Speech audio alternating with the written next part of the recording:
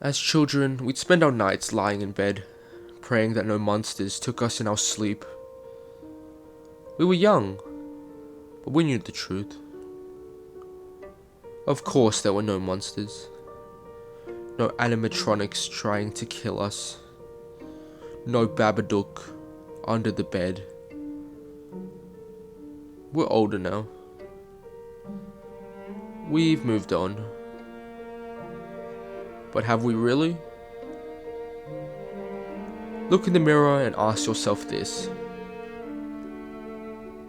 Am I the same person I was 20 years ago? Have I really changed? I'm still running from my problems, hiding from things that don't truly exist. I'm still a failure. I don't have a girlfriend, or a friend for that matter. Perhaps it was a product of our youth that we were so naive as to believe in monsters, or hide from non-existent beings. Or maybe it was a warning of what was to come. I hate you. I wish you'd die. You're the reason she's gone. You're a failure. Just leave. End it. But maybe, just maybe, the dark is a reflection of the monsters we see in ourselves, our mistakes, our failures, our hatred, of the things we'd want to change, to turn back time and fix. But we can't. And so we're stuck, chasing dreams, fighting demons. For there is no monster. There is only the mind.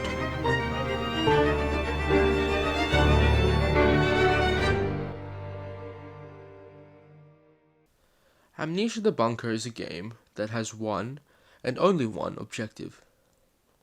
Survive. It's a trend you'll see amongst all of these games, but none makes it more prevalent than Amnesia the Bunker does. Throwing you into a World War I bunker in the shoes of a French soldier named Henry Clements, the environment in the bunker is almost entirely hostile.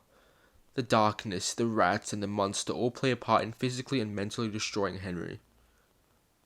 Much like real war, by the time Henry wakes up in the bunker, he is mentally a wreck. I'm in a state of agony. It cripples my body, captures my mind, bleeds my soul. This thing I have done. This thing. It is lunch in the mess hall currently.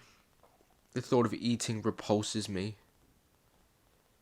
And though we don't know what he has done yet, it becomes clear that he has done something horrible that he cannot forgive himself for. It is later revealed that he cheated his friend Lambert in a dice game. All Quiet on the Western Front was written in 1928 by Erich Maria Remarque, following a German soldier named Paul Bäumer, or conversely, Erich Maria Remarque. The book goes through the trauma experienced by soldiers in World War I. It is a fictional autobiography, or roman éclair, if you will, in its purest sense. There is a chapter in the book when Paul is forced to take cover in a shell hole, and meets a French soldier. Well, meets is the wrong word. While he's hiding, a French soldier jumps in the hole, and Paul stabs him 3 times in the chest. And though he desperately tries to save him, it is no use. The soldier dies, and he realizes, I'm a murderer. He tries to rationalize it, to find some way to make it up to the Frenchman, but it is too late. He is dead, and with him goes Paul's innocence. But Paul would never do this, not the real Paul.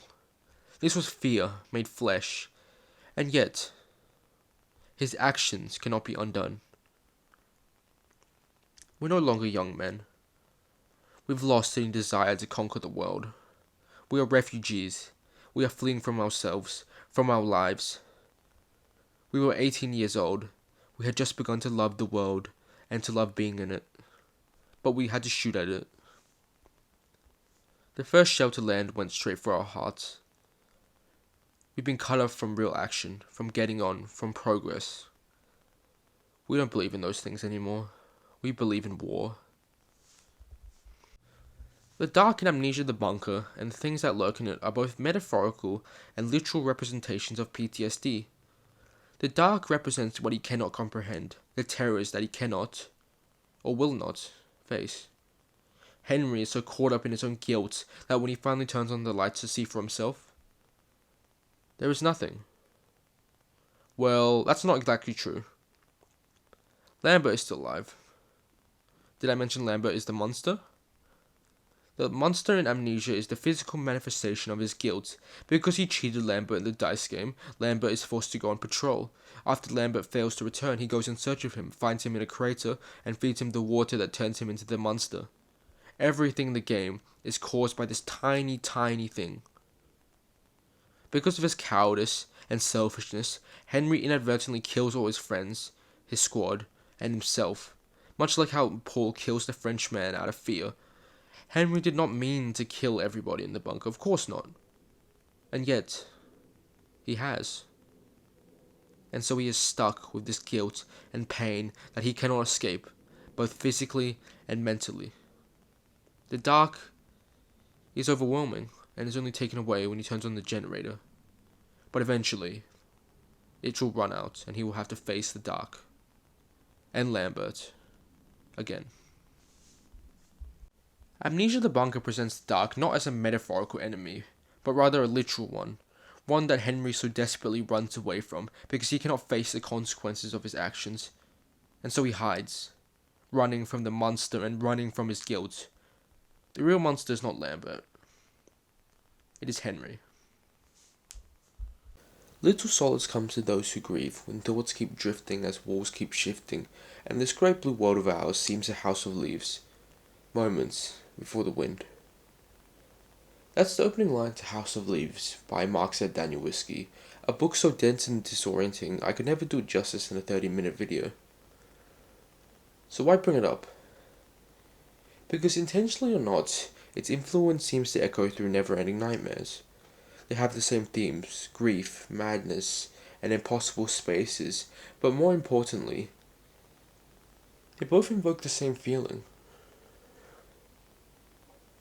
Dread. The feeling that something is crawling into your mind and ripping out your thoughts and laying them bare for all to see. It's terrifying.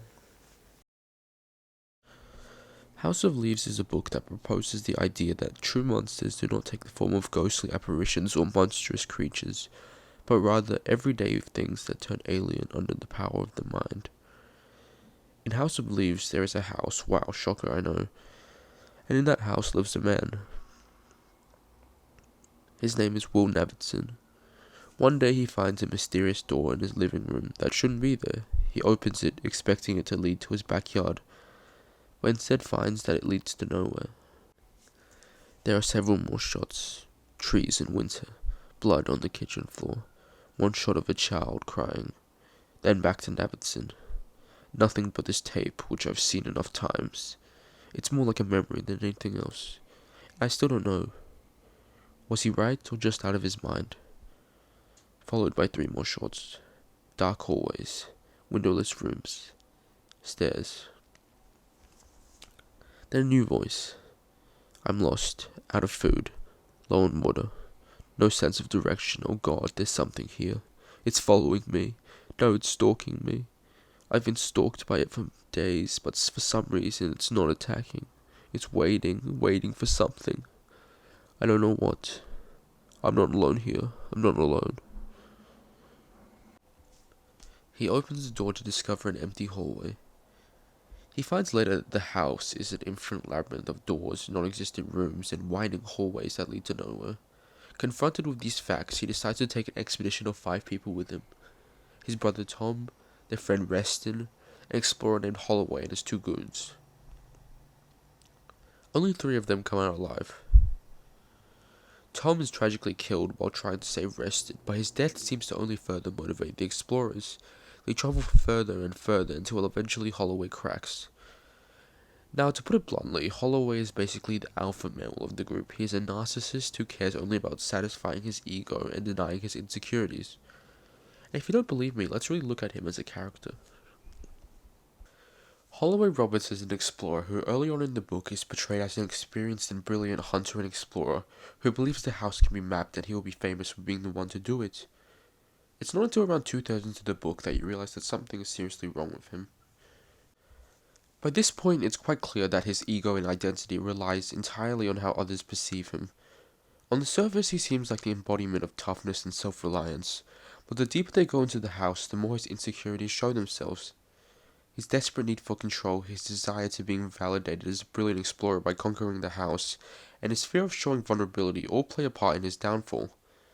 In the fourth expedition, he starts to hallucinate. Believing that a monster is chasing him, he shoots and kills one of his goons, a man named Jed.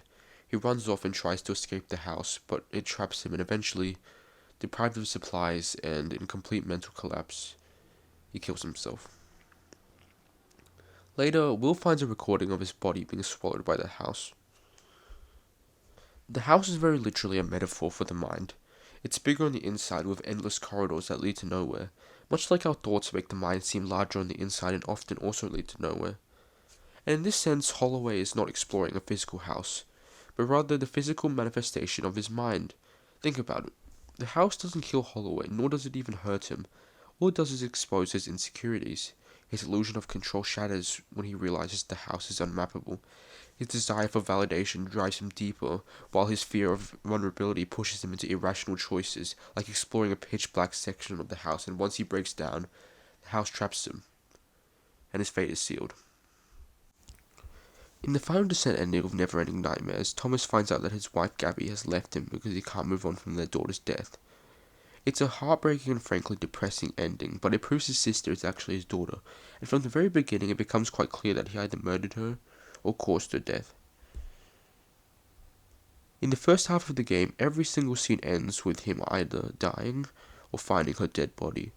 His grief can't escape, and so it manifests in his mind as dreams that seem to tear at his soul and stab at his mind. There is a moment in the game where his candle, his only source of light, burns out. He starts running, and though he tries as hard as he can to avoid it, he eventually finds what seems to be his daughter, chained and dead. The light in this sense represents his safety, his comfort, and his denial. He won't face the things he has done, and so his brain forces him to. It throws monsters at him, apparitions that only seem to further incriminate him of his guilt. His dead daughter with a machete, a silent patient, and most horribly of all, himself. But not the Thomas we know. The other side of him, the yin to his yang, and the evil inside of him that he so desperately wants to escape. It is the physical manifestation of his hatred for himself, his guilt, and his depression.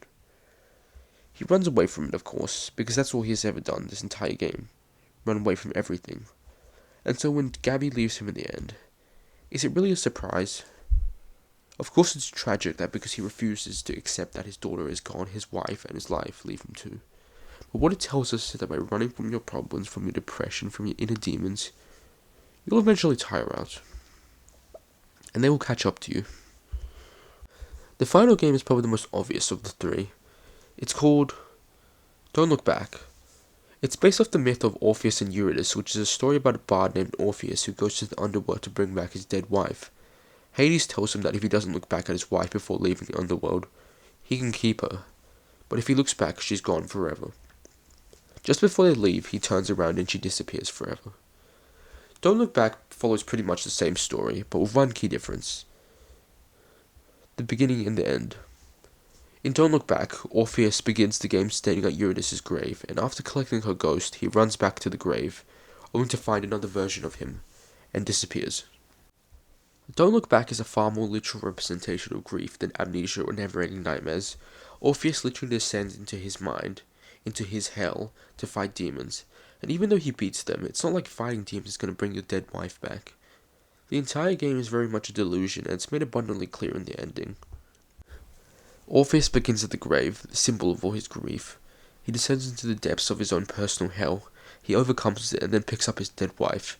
But he cannot look back. He can't turn back to his wife because he knows all it will do is cause him to start the journey of grieving again. So he doesn't. He climbs out of hell and makes it back to the grave, where he accepts her fate and the version of him that is grieving, the one who went so far to get Uranus back, disappears. And all that's left is the other Orpheus. And he's free.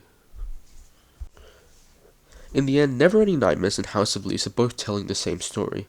A story about stripping away the comforting lie that monsters are out there somewhere, waiting to be slain. Instead, they turn the camera inwards. They tell us that the labyrinth isn't a haunted house or an endless hallway, but the mind itself. The walls that shift are our thoughts. The darkness that hunts us is our guilt. And the thing that finally swallows us whole is never some outside force, but our own refusal to face what we've done, or what's been done to us.